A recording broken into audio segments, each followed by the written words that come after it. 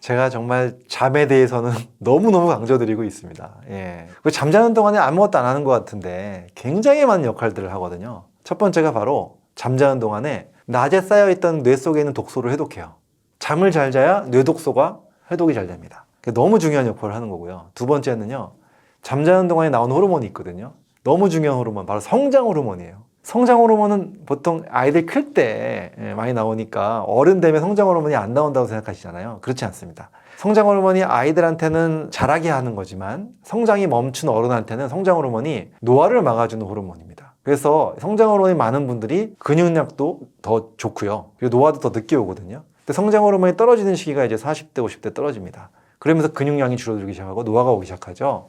근데 잠을 깊게 못 자면 성장 호르몬이 줄어들어요. 젊은 나이부터. 이거 어떻게 되겠습니까? 노화가 빨리 오겠죠. 정말 중요한 게 바로 성장 호르몬. 세 번째가 역시 수면은 심리적인 작용하고 관련이 많아요. 잠을 잘 자면 마음이 편안해지고요. 잠을 못 자면 불안증이 증가한다는 연구들이 아주 많습니다. 그래서 숙면을 하지 못할 때 생길 수 있는 질병에 대한 쭉 리스트들이 있는데 보면요, 불안증도 있고요, 치매, 숙면을 못했을 때 면역력 감소, 고혈압, 비만, 이런 것들이 다 숙면을 못하는 사람들한테 잘 걸릴 수 있다는 것들은 아주 많이 알려져 있죠.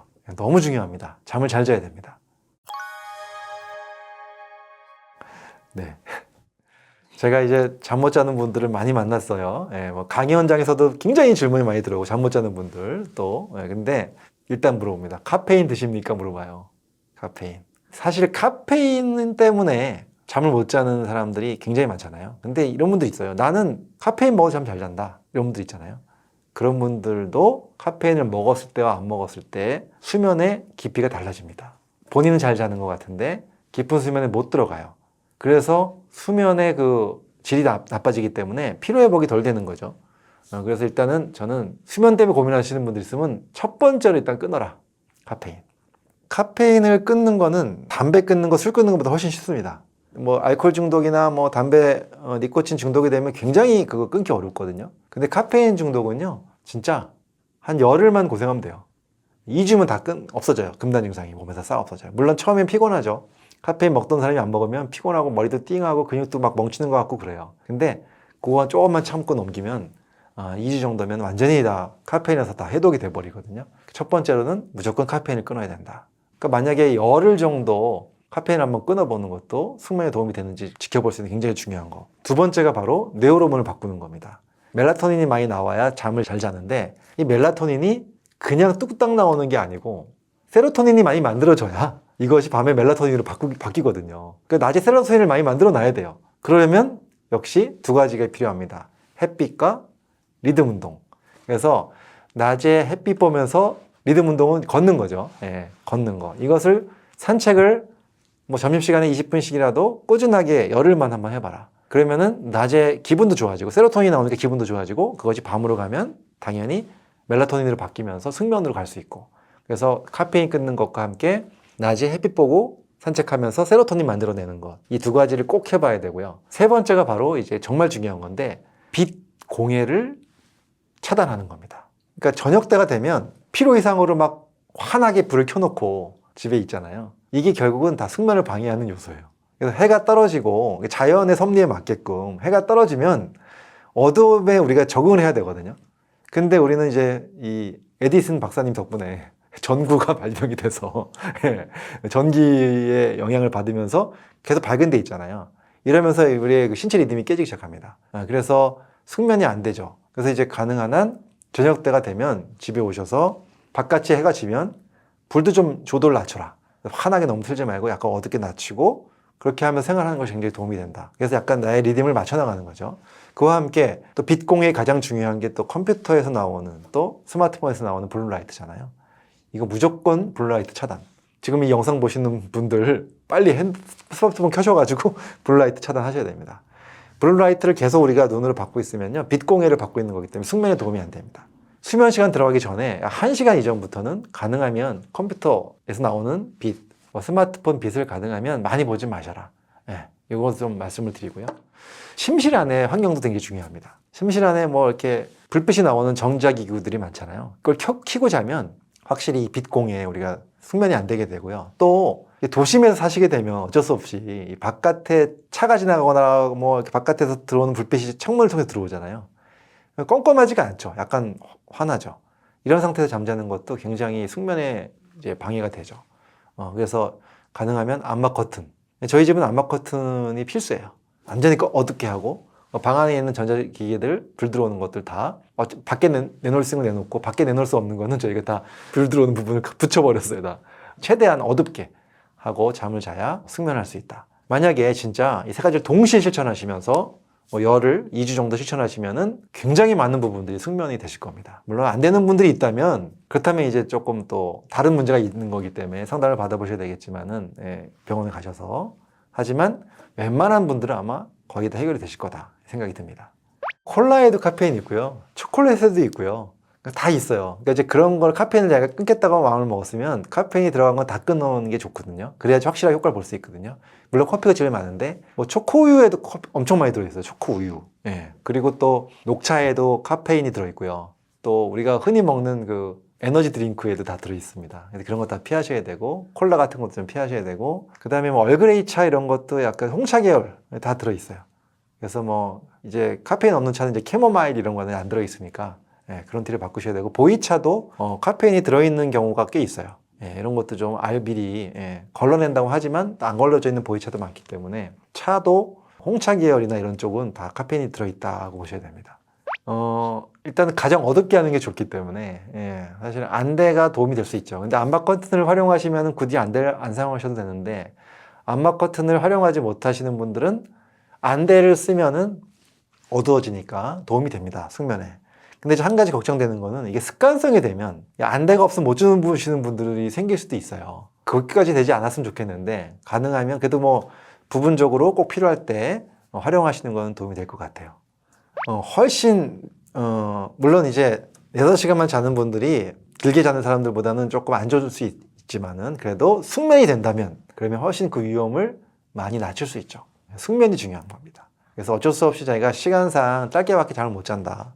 하지만 그 시간만큼은 확실하게 깊은 잠을 잘 수 있게끔 훈련하는 것. 아까 얘기했던 세 가지 방법을 통해서 한다면은 그거는 그렇게 나쁘지 않다고 봅니다.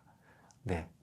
사실 자세라는 게 똑바로 누워서 자기 시작해도 자다 보면 엎치락뒤치락 하면서 계속 바뀌잖아요. 그래서 사실 일단은 안 좋은 자세부터 말씀을 드리면 엎드려서 자는 건 안 좋다.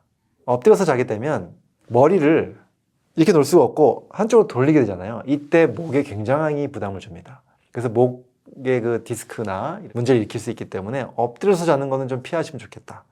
하지만 똑바로 누워서 자기 시작했다가 중간에 옆으로 왔다가 또 왔다가 이건 어쩔 수 없는 현상이니까 이거는 큰 문제가 없을 것 같아요. 그래서 너무 뭐 엎드려서 자는 거나 이런 것만 좀 피하시면 좋겠다. 아니요, 그렇게 나쁜 건 아닌 것 같아요. 물론 이제 옆으로 정자세로 자는 게 더 좋긴 한데요. 계속 그렇게 잘 수는 없거든요. 옆으로 한참 더 자다가 옮겨옵니다. 옆으로 잤을 때 이제 이 베개 높이가 중요한 것 같아요. 이때도 목이 너무 떨어지거나 너무 높으면은 이게 척추가 이렇게 휘어져 있는 상태잖아요. 옆에서 봤을 때 이게 되지 않게끔 딱 어깨 높이랑 맞춰가지고 머리가 정확하게 이렇게 딱 돼 있으면 큰 문제 없을 것 같고요. 근데 이제 옆으로 자는 분들의 또 단점이 뭐냐면 이 팔자주름이 잘 생겨요. 여기 눌리면서 이렇게 눌리니까. 그래서 그 부분은 좀 안타깝긴 하지만 그렇고 그다음에 또 허리가 안 좋은 분들이 이제 똑바로 누워서 잘 때 허리에다 약간 받침을 하고 자면 허리 베개를 약간 얕게 하고 자면은 허리 C자 커브가 유지가 되면서 또 도움이 되는데 옆으로 자면 또 그 C자 커브가 좀 만들어지지 않기 때문에 이제 그런 부분도 조금 염려는 되죠. 베개 얘기 나오니까 할 얘기가 너무 많은데 제가 사실은 베개를 높이 조절용 베개를 특허를 냈어요. 제가 직접. 제가 왜 그러냐면 이 베개 때문에 굉장히 많은 그 경험을 하고 좋다는 베개 다 사가지고 제가 실험해보고 안 맞아서 바꾸고 계속 이러면서 나중엔 하도 안 맞아갖고 제가 깎아가지고 제 머리에 맞춰 썼을 거거든요. 그러다가 이게 조절하는 걸 만들어야 되겠다 싶어서 특허를 냈습니다. 아직 상품화는 못했는데 근데 그때 제가 확실하게 깨달은 게 뭐냐면은 높이가 옆에서 보면 뒤통수하고 이 목하고 목 부분이 들어가잖아요. 그러니까 이 들어간 부분을 채워줘야 되잖아요. 뒤통수는 뒤로 떨어지니까 뒤통수 부분 낮아야 되거든요.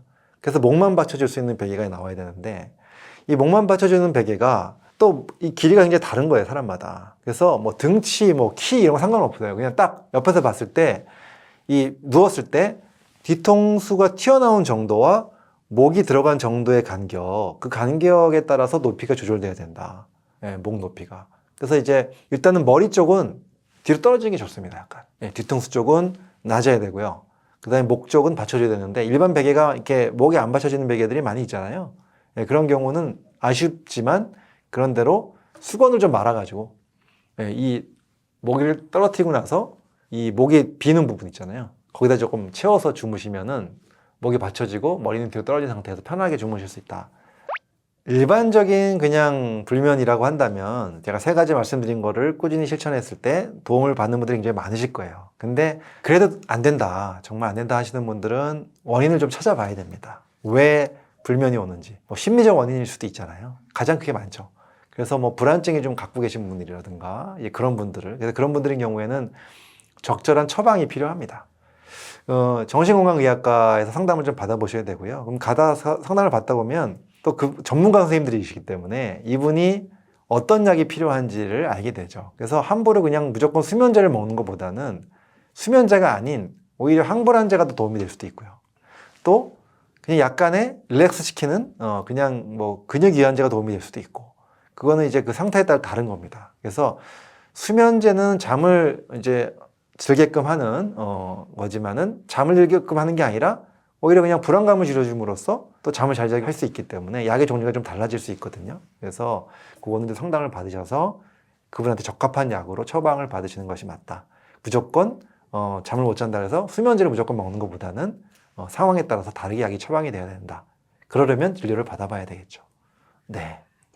건강하마 시청자 여러분들, 구독자 여러분들 뵙게 돼서 너무 반갑고요. 제가 조금이나마 좀 오늘 말씀드린 것이 도움이 되셨으면 정말 좋겠습니다. 그리고 건강하고 한번 행복하시길 바라겠습니다. 감사합니다.